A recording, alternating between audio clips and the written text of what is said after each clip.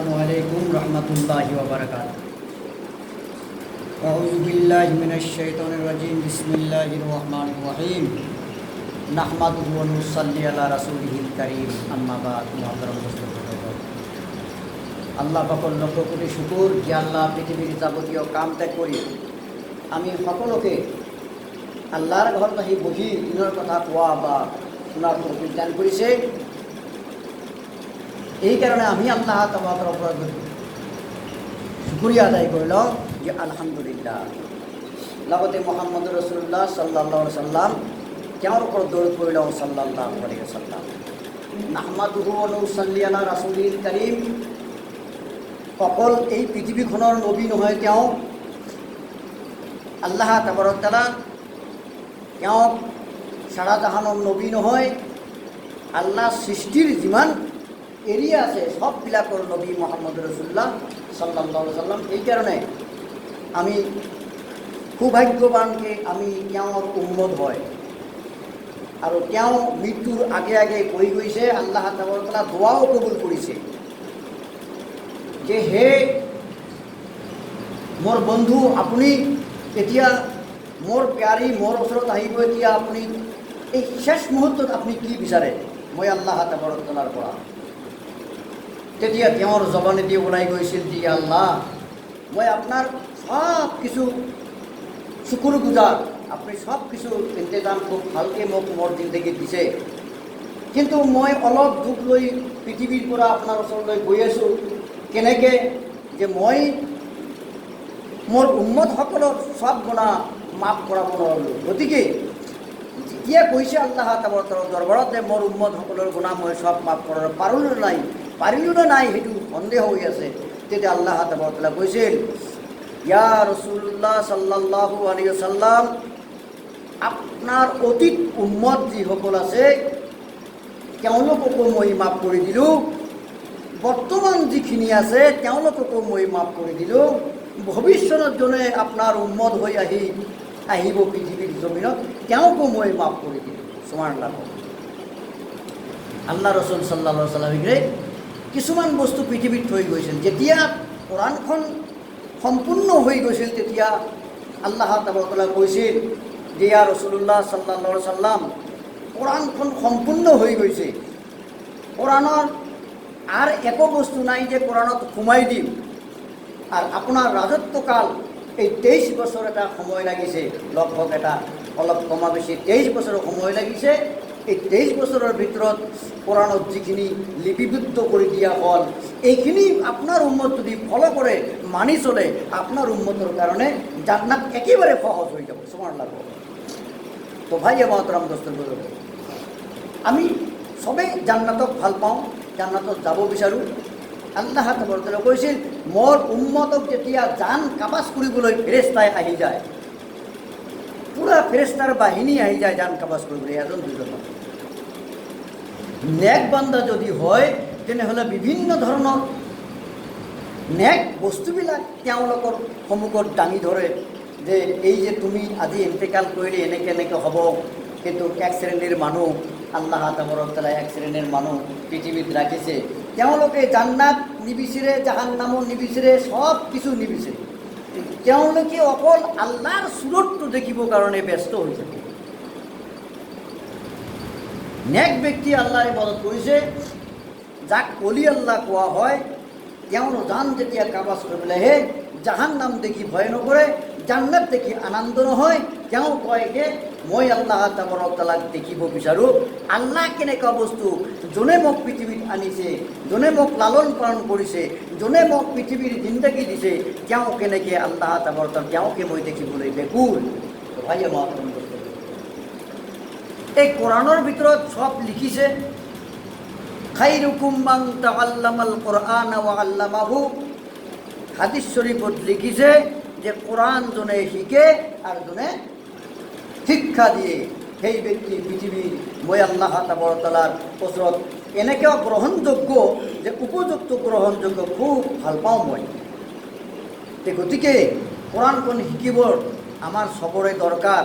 R কোৰআনখনত যিখিনি কথা মুহাম্মদ ৰাসূলুল্লাহ সাল্লাল্লাহু আলাইহি ওয়াসাল্লাম লিখিলে, তেওঁৰ জৰিয়তে লেখা হল, পৃথিৱীৰ জমিনত আহি প্ৰকাশ পালে, এই কোৰআনখন আমি পঢ়িব লাগিব আৰু বুজিব লাগিব।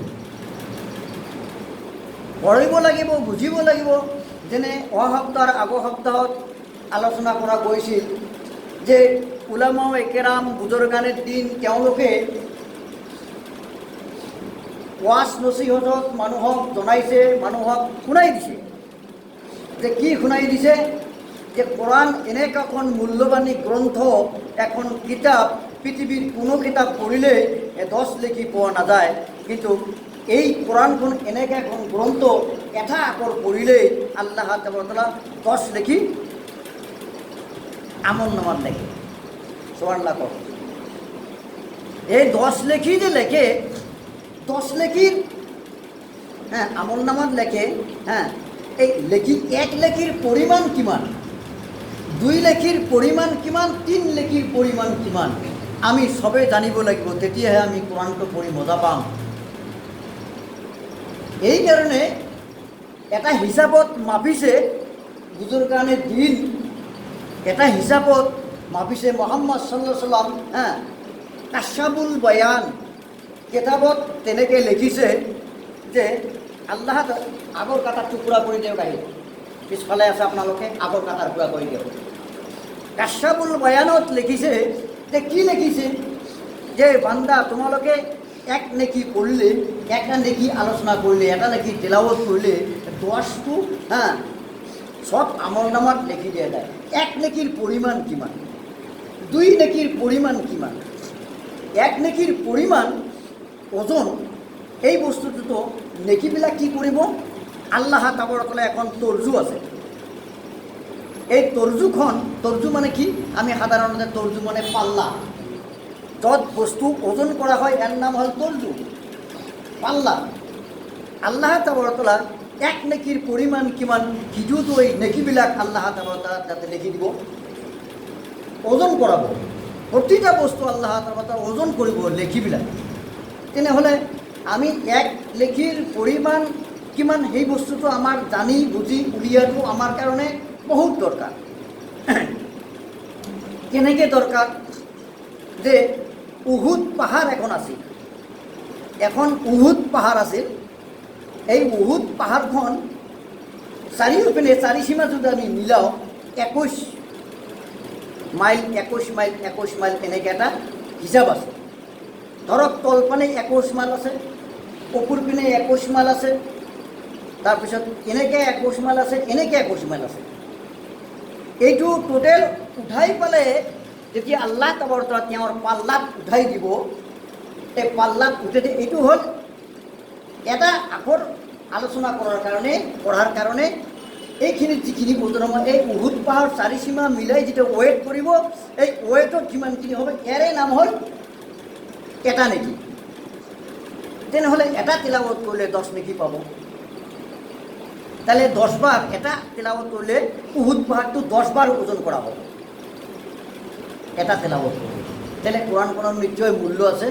আমি তেলাওয়াত কৰিব লাগিব, বুজিব লাগিব আৰু জানিব লাগিব। তেতিয়াহে আল্লাহ তাআলা কৈছিল, জনে মোৰ কোৰআন বুজে আৰু বুজি তেলাওয়াত কৰে, তেলাওয়াত কৰাৰ সময়ত মই আল্লাহ তাআলাৰ লগত কথা পাতে। আল্লাহ তাবাৰকাল্লাৰ লগত মোৰ বান্দাই কথা পাতে। কেনেকৈ?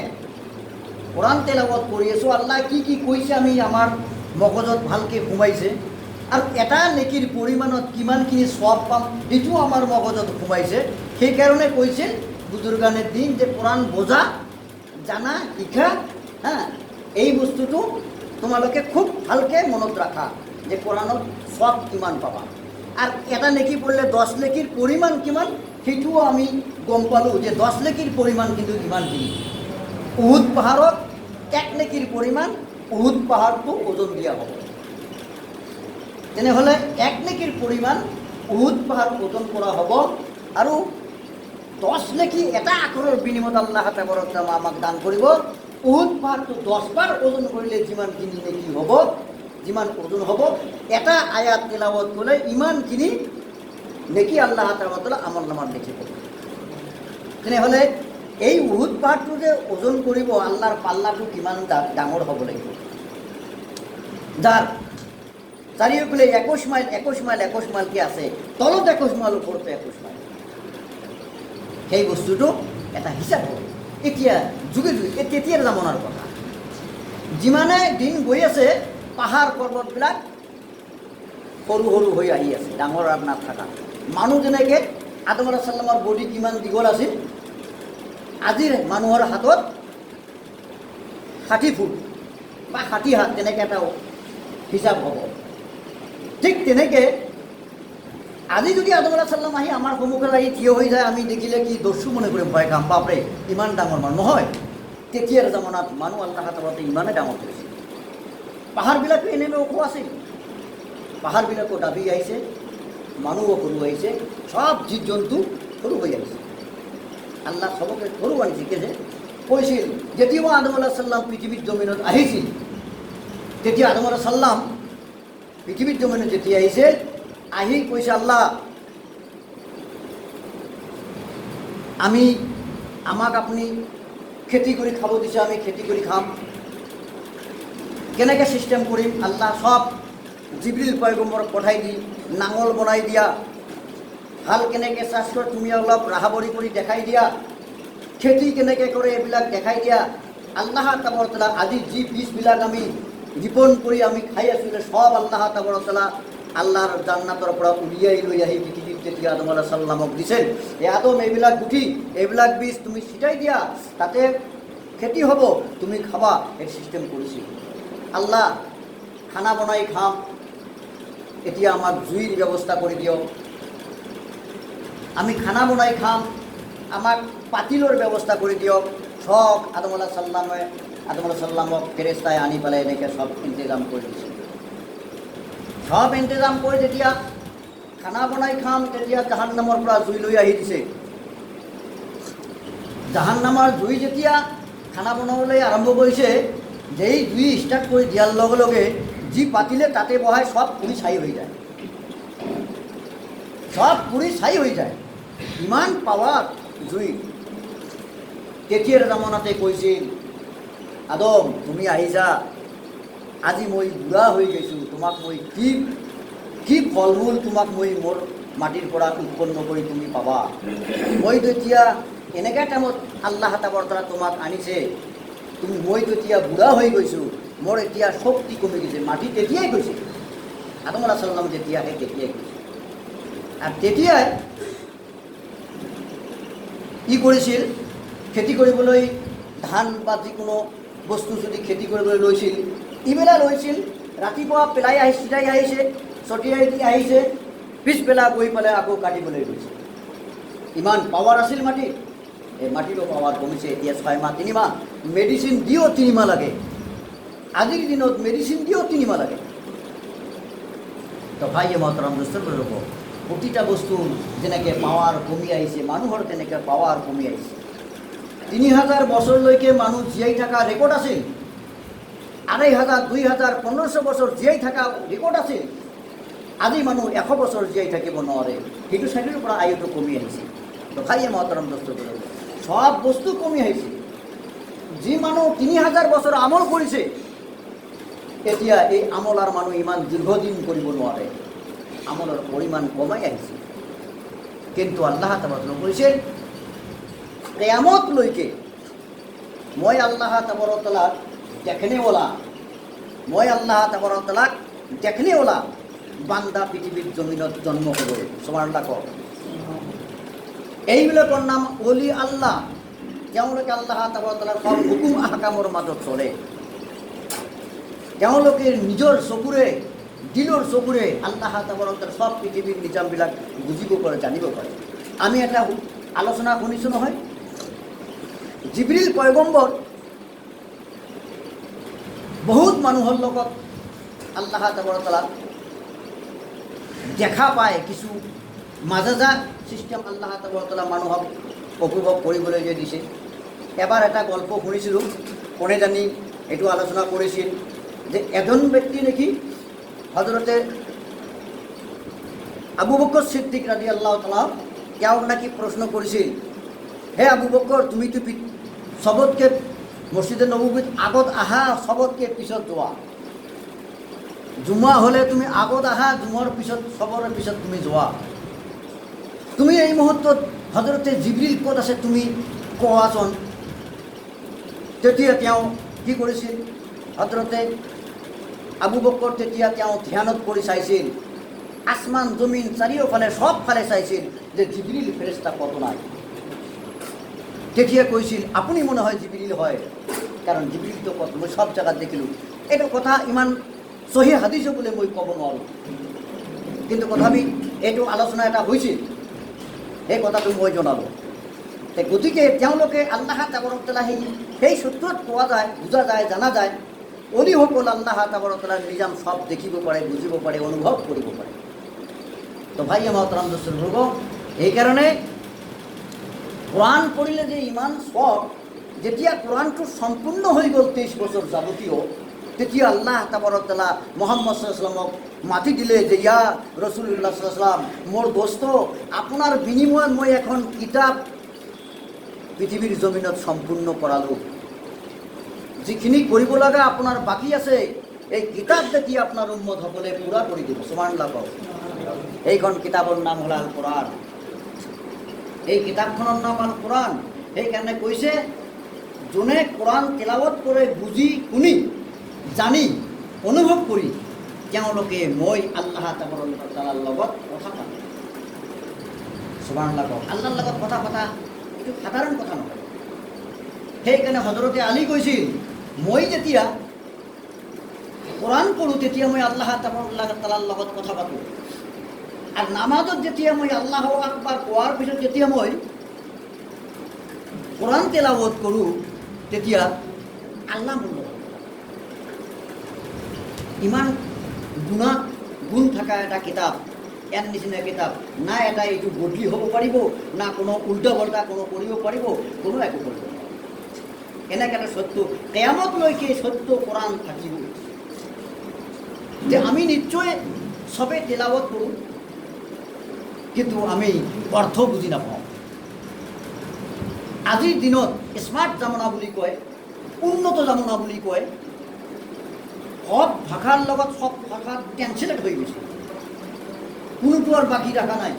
আল্লাহ আল্লাহ ৰাসূল কৈছে নহয়, আল্লাহ নিজে কৈছে, ওহীত কৈছে যে এখন কিতাপ মই পৃথিৱীত কৈছোঁ, এই কিতাপখন আপোনাৰ উম্মতসকলে চাব, ভালকৈ চালে আপোনাৰ যিখিনি কথা সব তাতে ভৰাই দি আছে, এইখিনি অনুযায়ী পিছত আৱিষ্কাৰ হ'ব সব বস্তু। আপোনাক আৰু থাকিব নালাগে। আপুনি মই আল্লাহ তাবাৰক তাআলা আপোনাক বহুত সৰ্বযুগতে মই পৃথিৱীত আনিছোঁ ঠিকেই, কিন্তু মই এতিয়া আপোনাৰ ওচৰত নাথাকিলে মোৰ ভাল নালাগে। গতিকে আপুনি পৃথিৱী এৰক আৰু মোৰ ওচৰলৈ যাওক। তেতিয়া প্ৰশ্ন কৰিছিল ইয়া ৰাসূলুল্লাহ সাল্লাল্লাহু আলাইহি ওয়াসাল্লাম, বাৰ বাৰ আহিছিল তেওঁ, হযৰত জিবৰিল আলাইহিস সালাম আহি কৈছিল যে আপুনি ক'ত থাকিব, আপোনাৰ কাৰণে আপনি য'ত বিচাৰে ততে আল্লাহ তাআলা আপনার স্থান দিব। গতিকে আপনি এতিয়া শুধু আপনার জবানে দি ওলাব লাগে যে আপনি ক'ত থাকাটো বেশি ভাল পায়। পৃথিবীত থাকার তো কোনো প্রশ্নই না হয়, কারণ আপনি নূরের সৃষ্টি, আৰু আপনি মোৰ দোস্ত, আৰু আপনি শ্ৰেষ্ঠ মানুষ, আৰু আপনি শ্ৰেষ্ঠ পয়গম্বৰ, আৰু পৃথিবীকে মই আপনার কারণে সৃষ্টি করেছি। নহলে আপনাক যদি এই জমিনত না নিলে হয়, এই পৃথিবীখন মই সৃষ্টি করবলে কোনো দরকার নাছিল। গতিকে আপনি এতিয়া থাকিব ক'ত, এই বস্তুটো লৈ এতিয়া চিন্তা। এতিয়া তেনেকে কৈছিল বোলে মোৰ উম্মত ক'ত থাকিব, বোলে আপোনাৰ উম্মত কিয় জমিনত থাকিব, জমিনত দপন হৈ গৈছে, যেনেকৈ দপন হৈছে তেনেকৈ দপন হ'ব। তেনেহ'লে মোৰ উম্মত যদি জমিনত দপন হয়, মই ইমান ওপৰত কেনেকৈ যাম? মইতো উম্মতক এৰি অকলে যাব নোৱাৰোঁ, গতিকে ময়ো এই জমিনতে দপন হৈ থাকিম। আল্লাহ তাআলা তেওঁৰ প্ৰতিটা দোৱা কবুল কৰে নহয়। তো ভাই মহতৰম দোস্ত, এতিয়া তেওঁ যেতিয়া পৃথিৱীৰ পৰা বিদায় হৈ যাব সময়টোত, তেতিয়া আল্লাহ তাবাৰক তাআলা তেওঁক কৈছিল আপুনি মোৰ ওচৰত থাকিলে মই বেছি ভাল পাওঁ। আপুনি যদি মোৰ তাত থাকে তেনেহ'লে মই বেছি ভাল পাওঁ। কেনেকৈ? মই আপোনাক সেই সৰ্বজগতে সৃষ্টি কৰিছোঁ, অলপ কেইদিনৰ কাৰণে পৃথিৱীত আনিছোঁ। মই আপোনাৰ উম্মতক এটা জাননী দিলোঁ, এই পৃথিৱীখনতে মানুহ মই ১,৫০০ বছৰলৈকে জীয়াই ৰাখিছিলোঁ, ২,০০০ বছৰলৈকে মই জীয়াই ৰাখিছিলোঁ, ৭০০, ৮০০, ৫০০ বছৰ মই জীয়াই ৰাখিছিলোঁ। কিন্তু আপোনাক মাত্ৰ মই অলপ সময় ৬৩ বছৰ পৃথিৱীৰ যাৱতীয় এটা সময় দিছিলোঁ, আৰু মই ২৭ বছৰ মেৰাজৰ আনি পেলাই আপোনাৰ লগত মই আলোচনা কথা পাতিছিলোঁ। গতিকে মই জানিব বিচাৰোঁ যে আপুনি মই আল্লাহ তাবাৰক তাআলাৰ ওচৰত য'ত ৰাখোঁ, মোৰ পচন্দনীয় জেগাত আপোনাক ৰখাটো মই বেছি ভাল পাওঁ। তেওঁ এক ৱাদা কৰিছে যে মোৰ উম্মত য'ত থাকিব মই আল্লাহ ৰাসূল সাল্লাল্লাহু আলাইহি ওয়াসাল্লাম মই ত'ত থাকিব। সেইকাৰণে মদিনাৰ মানুহ, জাগাটোতো আগত মদিনা নাছিল, জাগাটোৰ নাম আছিল ইয়াছৰেব। কিতাপত আহিছে জাগাটোৰ নাম আছিল ইয়াছৰেব। মদিনা এইকাৰণে হৈছে তেওঁৰ নামৰ গুণত, এইজনে মদিনা হৈছে। মোহাম্মদৰ নামৰ গুণত আল্লাহ তাআলা নাম বদলি কৰি ইয়াছৰেব বদলি কৰি মদিনা বনাই দিছে। তেওঁ যেতিয়া মক্কা নগৰত আহিছিল, তেতিয়া মক্কা জাগাটোৰ নাম আছিল বাক্কা। বাক্কা বদলি কৰি মুহাম্মদ সাল্লাল্লাহু আলাইহি ওয়াসাল্লাম অহাৰ কাৰণে জাগাটোৰ নাম মক্কা বনাই দিলে। প্ৰতিটা বস্তু সেইকাৰণে কৈছিল মই আল্লাহ তাবাৰক তাআলাৰ যিমান গুণবাচক নাম আছে, মোৰ মুহাম্মদ সাল্লাল্লাহু আলাইহি ওয়াসাল্লাম তেওঁৰো গুণবাচক বহুত নাম আছে। গতিকে মোৰ লগত তেওঁৰ এনেকুৱা দোস্তি, এই দোস্তি আৰু আজিৰ দোস্তি নহয়, সেই বহুত পুৰণা দোস্তি আৰু থাকিব। সেইটো দোস্তি কোনোদিন মিটাই নাযায়। তো ভাই মহতৰম দোস্ত বুজুৰ্গ, আমি আল্লাহ তাবাৰক তাআলা আমাক যে তৌফিক দান কৰিছে, আমি ওয়াজ নসিহতৰ মাধ্যমত বহুত কিছু কথা জানিব পাৰোঁ, শুনিব পাৰোঁ। আল্লাহ আমাক কোৰআনখন সহি কৰি পঢ়াৰ তৌফিক দান কৰি দিয়ক, আৰু আমি কোৰআনখনত যিবিলাক সূৰা আমি পঢ়িম, প্ৰত্যেকটা সূৰাৰ মিনিং আমি যাতে নিজে খুব চিন্তা ফিকিৰ কৰি এইবিলাক আমি জানি লওঁ। তেতিয়াহে আল্লাহ কি কয় আমি বুজি পাম, আমি কি